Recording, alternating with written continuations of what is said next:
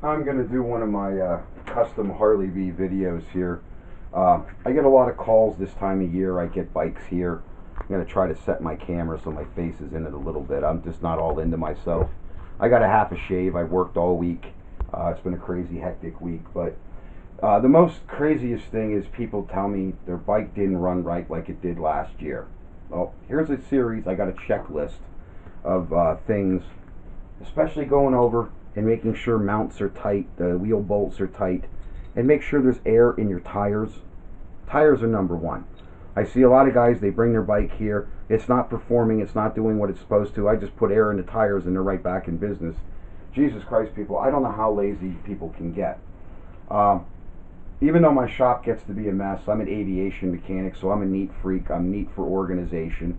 I'm not the best when I'm busy and I'm single and I got to do everything for myself, simply because I can't find a girlfriend worth a shit that wants to apply themselves. They're either stoned or hooked on pills or booze or dope. I haven't found anything that I'm remotely attracted to. I know I dress down a lot, my dirty clothes and stuff, but I'm in labor and industry.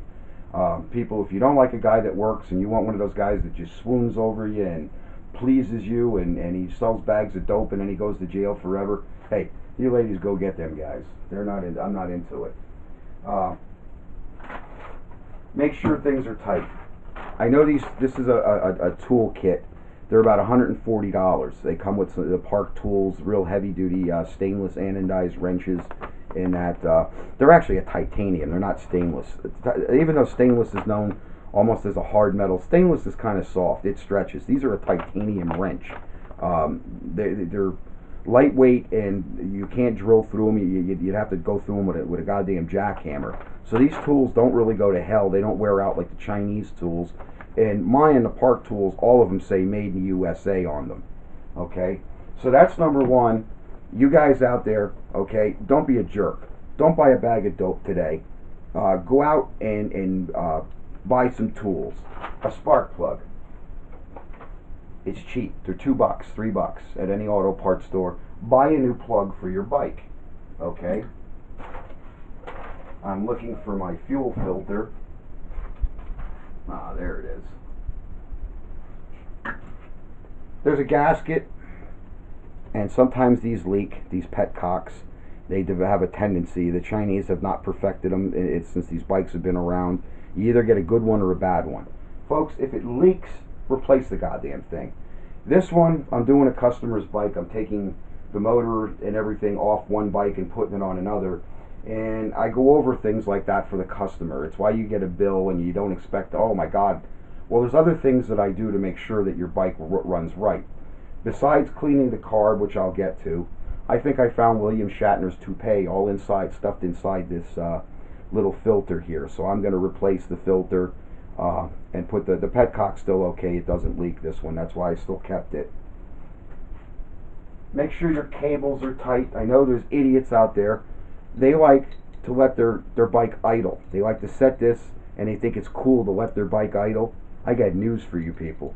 Don't do that, because when these get worn and they get old, or the bike gets dumped and they get bent, that bike will take off on the kickstand and it'll be shooting across the yard like I had one here do. And it wasn't me that did it. It was a customer. Those V kickstands with the two legs, the bolt, make sure it's Loctited, that it ain't going anywhere. And I know the bottoms of the frame aren't best. Have a weld a piece of metal in before you construct the bike to put that kickstand to that piece of metal, because it bends the bottom of the bike. I have one in there this summer. I got to take it apart. The kit's coming off of it and everything, and I'm going to fix that. But right on the bottom there where the pedals are, there's a little thin piece of metal. It's worthless. Sometimes I go down from the top and weld it in, or sometimes I go from underneath. Depends on what it is. I cut it real as to the neatest of my ability. The aluminum bikes, I'll epoxy it in. I'll go get that there's a new super strength body epoxy I use on my body panels. Comes in a tube. JB Weld is worth shit anymore. I use that stuff even to repair motors, believe it or not. I had a cracked casing, put it together with that body panel adhesive, and I'll tell you what, it's still holding up. Carburetor. There's 2 screws. I know these are a pain in the ass because the float's in there. And there's that little rod that the float rides on. And just like the old Rochesters, when I started out hot rodding and stuff, the Rochesters were notorious for that little pin sliding out, and then you had to buy a whole carb kit. Thank God these are only 10 bucks on eBay and stuff like that. These aren't the best carbs. I use the performance carbs, and I'm going to be giving you in my future videos an update of the MT25 Mikuni. I've been wanting to try it. I ordered 3 of them. One a customer wanted, the other one's mine, and the other one's just there because it's there. I haven't sold it yet. I'm not going to sell any of them. The other guy's accepting the consequences. He didn't care. He just wanted to know if I could get a hold of one, get him the right one. I'm going to do a video and see how it does on that. But I wanted you to know that there's a checklist that I have. I don't know what I did with it. See? My camera quit on me here 2-3 times, and it wanted to fall off the tripod. I think it was out drinking last night. Air in your tires. Clean the carb. New spark plug. Check your nuts and bolts. Okay? Anything that's worn out. Okay? The brakes. Check your bicycle brakes. Nothing like doing, like my motors are hitting 50, 60 mile an hour out there. My new Zeta 2 that I developed, I really have a powerhouse there that functions just off of a plain carb. You don't need reed valves or whatever. Guys rave. I was getting calls like that. Bob, they ride them cross country and everything. He says, God damn, what an engine. Well, that's what Uncle Dutch is about. I make a hell of an engine, and you know, I make a hell of a top end and stuff, and a piston, which will get me to another subject then. Make sure your cables are tight. These bikes are made out of a lot of light metals and Chinese white metals. They're susceptible to the atmospheric temperature, the mean temperatures, which means if the metals are cold, they don't stress as easily as if they're in a warmer climate. Metals stretch, even the threads on a bolt. If you have a bolt, what you're doing when you're tightening that bolt, you're actually stretching it.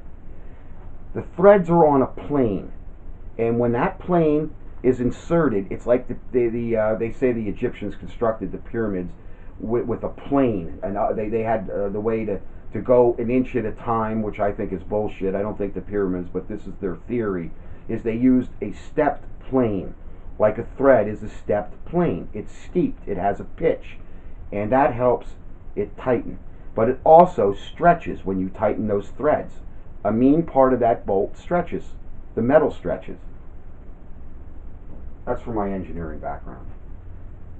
I make the only brand name bike out there, so I make it to the best of my ability because this is my company, this is my name. I always spend money for the better product. If I see shit on the shelf, I keep my money in my wallet until I get what I want. I always buy the better product, the better wrench, the better set of screwdrivers. I have a lot of Craftsman here, Snap-on. My other box is loaded with the stuff. I keep my boxes in like brand new condition. I don't keep everything all shitted up. I wipe it off. It's a lot of time in my personal life. No wonder I don't have time for a date or a woman, but I haven't met anything worth a shit. I would love a girl that would appreciate a handy guy like me that makes life easy. Everything up here is on pills, or it's drunk, it's addicted. It's a goddamn shame. It's a crime is what it is that I can't find a decent woman at my age. I know I dress down, I wear a lot of dirty clothes, but that's being in labor and industry.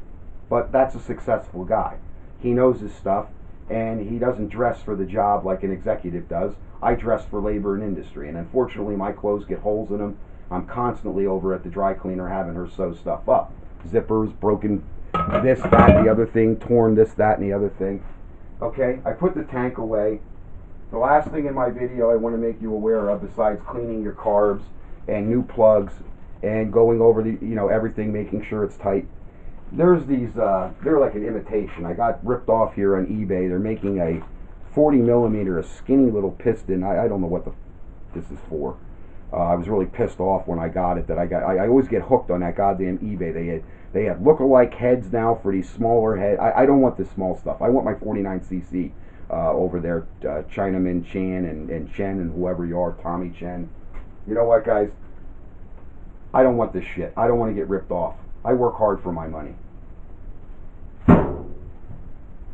At one time, they made you believe you could assemble one of these bike kits with a pliers and a screwdriver, a couple rubber bands, and zip ties. Well, people found out that that's bullshit, and if the motor doesn't blow apart because you didn't tighten it up right, the bike will blow apart. So learn to buy some tools instead of a bag of dope. If you see worn out parts, like this wheel is worn out and the hub is not tracking right, get rid of it. I have boxes and boxes here full of parts. All kinds of parts. And I have the better parts. There's a couple of us on the net. We have all the better parts. Okay? Like I said, Harley B is my name. It's my company. I make the better bike for the consumer that wants the better product. There's a lot of guys, they have kits. You get the kit and you just don't have the knowledge, the tools. You need welders. You need a cutting wheel. Sometimes you need a torch to heat things up, heat the pipe, the exhaust pipe up so it doesn't contact the frame. Sometimes you got to take it to a professional shop like here, where I actually have to tweak it or maybe put a little extra section of metal in the pipe. Everybody made you think that everything's so easy out there, you know, for these kits or whatever. Not if you want a professional job on your bike. It takes a lot of time. It even takes Uncle Dutch here. It takes me about a week to put one together. Sometimes something has to go out to another shop. I have to go back down to the CNC mill. Most of the stuff I can do here, but I get some of these more complicated bikes.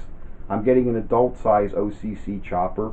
A gentleman from New Jersey bought it. He's paid me good and he wants a decent product. When I pay somebody money myself, I